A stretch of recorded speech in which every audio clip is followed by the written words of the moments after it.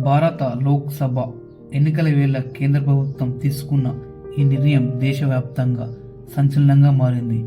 2019లో తీసుకొచ్చిన వారసత్వ సవరణ చట్టాన్ని అమల్లోకి తీసుకొస్తున్నట్టు కేంద్ర హోంశాఖ ఉత్తర్వులు జారీ చేసింది. వారసత్వ సవరణ చట్టం 2019 అనేది పార్లమెంట్లో డిసెంబర్ 11, 2019 ఆమోదించబడిన చట్టం. ఈ చట్టం 2014 డిసెంబర్ 30కి ముందు మతపరమైన హింస లేదా మతపరమైన భయం కారణంగా పొరుగున ఉన్న ముస్లిం మెజారిటీ దేశాలైన పాకిస్తాన్, బంగ్లాదేశ్ మరియు ఆఫ్ఘనిస్తాన్ నుండి పారిపోయి భారతదేశానికి వలస వచ్చిన హిందూ, సిక్కు లేదా బుద్ధ, జైన, క్రిస్టియన్ మైనారిటీలకు భారతదేశ పౌరసత్వం అందిస్తుందని ఈ చట్టం చెప్తుంది. కాకపోతే ఇక్కడ ముస్లింలకు మినహాయించింది అంటే దీని అర్థం ముస్లిం వ్యక్తులకు పాకిస్తాన్, బంగ్లాదేశ్, ఆఫ్ఘనిస్తాన్ నుండి వలస వచ్చిన వీరికి ఈ చట్టం వర్తించదు. కేవలం హిందువులకు మాత్రమే, ముఖ్యంగా సిక్కులకు, బౌద్ధ, జైన, క్రిస్టియన్ వీరికి మాత్రమే ఈ చట్టం వర్తిస్తుందని స్పష్టంగా మనకు చెప్పడం జరిగింది. పౌరసత్వ సవరణ చట్టాన్ని 2019 డిసెంబర్ 11న పార్లమెంటు ఆమోదించిన అప్పుడు మాత్రం ఈ చట్టాన్ని అమలు చేయలేకపోయారు. కారణం ఏమిటంటే ఈ పౌరసత్వ చట్టాన్ని ముఖ్యంగా ఈశాన్య రాష్ట్రాలు, ముఖ్యంగా అస్సాం మరియు పశ్చిమ బెంగాల్, మేఘాలయ, ఇతర ఈశాన్య రాష్ట్రాలు ఈ పౌరసత్వ చట్టాన్ని పూర్తిగా వ్యతిరేకించాయి. కారణం ఏమిటంటే బంగ్లాదేశ్ నుండి భారతదేశానికి చాలా విశాలమైన సరిహద్దు ఉంది. బంగ్లాదేశ్ ప్రజలు తరచుగా భారతదేశానికి వచ్చి అక్రమంగా వస్తూ ఉంటారు. ఇలా స్వతంత్రం వచ్చిన నాడు నుంచి భారతదేశంకి బంగ్లాదేశ్ నుంచి చాలామంది ప్రజలు అంటే కోట్లలో లక్షల్లో వచ్చారన్నది వీరి వాదన. ఈ పౌరసత్వ చట్టాన్ని అమలు చేస్తే మరింత మంది బంగ్లాదేశ్ నుండి భారతదేశానికి వస్తూ ఉంటారని, దీని మూలంగా మా భూమి, అలాగే మా సంస్కృతి, అలాగే మాకు హక్కులు దెబ్బతింటాయని వీరి వాదన. దీని మూలంగా 2019 డిసెంబర్ 11న ఈ చట్టం ఆమోదం పొందిన తర్వాత ఈశాన్య రాష్ట్రాల్లో పూర్తి నిరసన తెలపడం జరిగింది.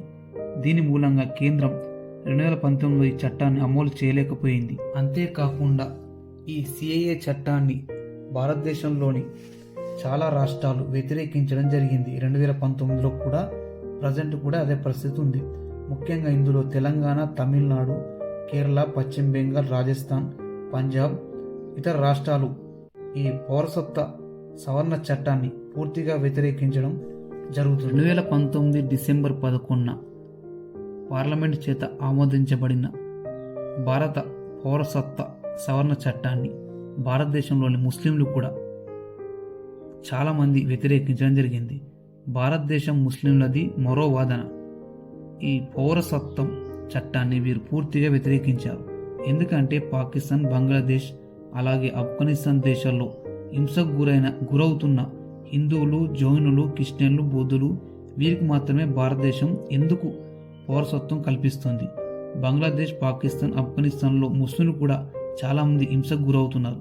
వారికి ఎందుకు ఈ పౌరసత్వంలో చోటు లేదు అన్నది వీరి వాదన. భారతదేశం అందరికీ సమానంగా చూస్తుంది కదా, మరి మా ముస్లింలను ఎందుకు వ్యతిరేకంగా చూస్తుంది? మా ముస్లింలు కూడా చాలామంది భారతదేశం వలస వచ్చి ఇక్కడ ఉంటున్నారు చాలా రోజుల నుంచి.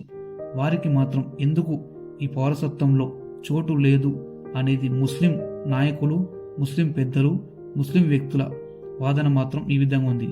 అంతేకాకుండా టిబెట్, శ్రీలంక మరియు మయన్మార్ వంటి ఇతర ప్రాంతాల నుండి హింసించబడిన మతపరమైన మైనారిటీలను ఎందుకు ఈ చట్టంలో తీసుకోలేదు అన్నది వీటికి జవాబుగా కేంద్ర ప్రభుత్వం మరో స్టేట్మెంట్ కూడా ఇవ్వడం జరిగింది. మేము ముస్లింలను ఎందుకు తీసుకోవడం లేదు ఈ చట్టంలోకి అంటే, చాలా ముస్లిం దేశాలు మన చుట్టూనే ఉన్నాయి. ఒకవేళ వారిపై హింస జరిగే అవకాశం తక్కువ ఉంటుంది. ఒకవేళ జరిగినా వారిని ఆదుకోవడానికి చాలా ముస్లిం దేశాలు ముందుకొస్తాయి. కానీ హిందువులను ఆదుకోవడానికి ఏ దేశం ముందుకు రాదు.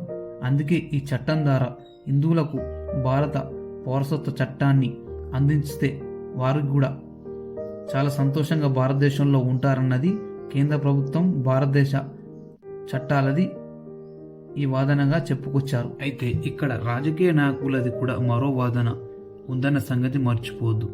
2019 డిసెంబర్ 11న పార్లమెంట్ చేత ఆమోదించబడిన పౌరసత్వ సవరణ చట్టాన్ని ప్రస్తుతం ఎందుకు అమలు చేయాలి? ఎందుకంటే మరో 2 నెలల్లో లోక్సభ ఎన్నికలు జరగబోతున్నాయి భారతదేశం అంతటా. ఈ చట్టాన్ని అమలు చేస్తే బీజేపీ ప్రభుత్వం సానుభూతి పెరిగి ఓట్లు పడతాయన్న డ్రామా అని చాలామంది రాజకీయ నాయకులు అంటున్నారు. ఎందుకంటే భారతదేశంలో హిందువుల జనాభా మెజారిటీ కాబట్టి హిందువులకు ఈ పౌరసత్వ చట్టాన్ని అమలు చేస్తే వారిలో సానుభూతి పెరిగి బీజేపీకి మరిన్ని ఓట్లు పడతాయని, అందుచేతనే ప్రజెంట్ ఈ చట్టాన్ని అమలు చేయడానికి చాలా ముందుకొస్తున్నట్టు ఈ రాజకీయ నాయకులు చెప్తున్నారు. అంతేకాకుండా ఈశాన్య రాష్ట్రమైన పశ్చిమ బెంగాల్లో మమతా బెనర్జీని ఓడించడానికి కూడా ఈ చట్టం చేశారన్నది మరో వాదన. ఎందుకంటే పశ్చిమ బెంగాల్ జనాభా 10 కోట్లు, అందులో ముఖ్యంగా 3 కోట్ల మంది బంగ్లాదేశ్ నుంచి వలస వచ్చి స్థిరపడ్డవారున్నారు. చాలాసార్లు వాళ్ళు మాకు భారతదేశ పౌరసత్వం ఇవ్వాలని చెప్పి రాజకీయ నాయకులను డిమాండ్ చేయడం జరిగింది. అయితే దీన్ని ఆసరాగా తీసుకున్న మోడీ ప్రభుత్వం ఈ చట్టం చేసి వాళ్ళ ఓట్లని కొల్లగొట్టాలని చూస్తుందన్నది మరో వాదన. ఏదేమైనా భారతదేశంలో హిందువులకు పౌరసత్వ చట్టం మాత్రం అమలు కాబోతుందని మనకు అర్థమవుతుంది. ఇక మరిన్ని ఎలాంటి పరిణామాలు ఉంటాయో మనం వేచి చూడాలి.